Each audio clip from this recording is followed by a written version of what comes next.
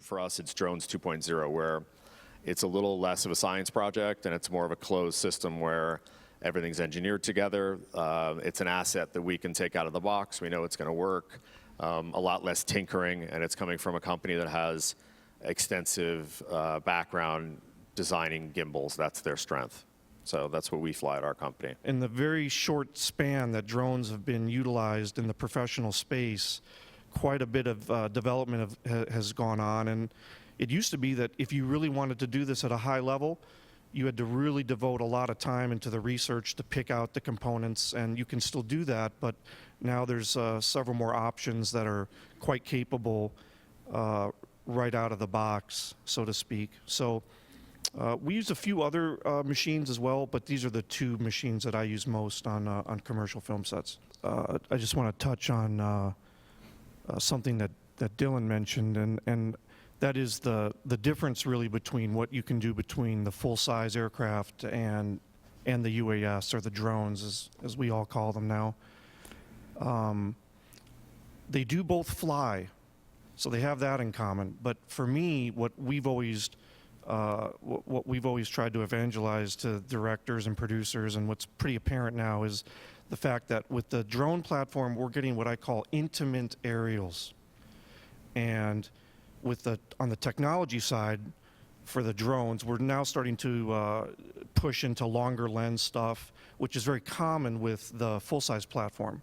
So on the motorbike in the Utah location that Dylan featured, you can get very close shots that are stable, but it has a very specific look creatively when you have those compressed long lens shots. For the intimate aerials, it's typically what's close and wide. And from a storytelling perspective, that has an entirely different look.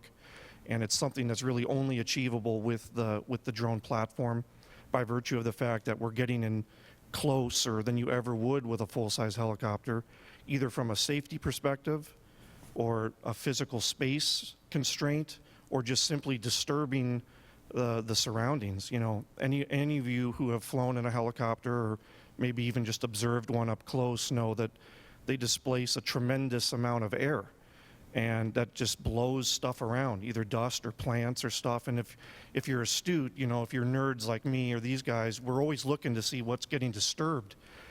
You know, I'm always trying to figure out how they're doing things, and you know, many of us are here in a professional setting like this, but the drone allows you to do shots that don't disturb the immediate surroundings, and so you can pull off things that are interesting and yet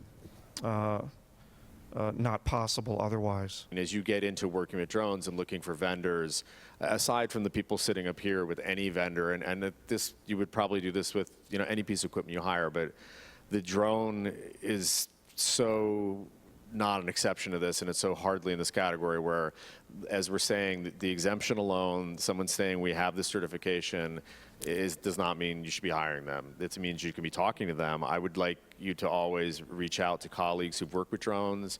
There are going to be good experiences and bad experiences. Speak with the drone crews that you're going to talk to, maybe more than one vendor. If you explain your shots with them, and you hear the way that they might, you know, come up with a solution for you. It's like any film tool. You know, your envisionment of that tool might not be the best way to use it, but if you're talking to these experts, they might say, look, you know, that's great. I see what you're trying to achieve. Why don't we do it this way? That dialogue is gonna, it's a really good due diligence process that's gonna give you a sense for the type of people you're working with, what their personalities are like. Maybe you're starting to suss out their skill level. These sorts of things are really important because there's a lot of players in this field, and they are just not created equal. I think we feel like with a certain level of work, there's a plateau, and a lot of people getting into it who at some point I'm sure might be very qualified at it. But for right now, you really want to do your diligence beyond seeing an FAA exemption with the drone company.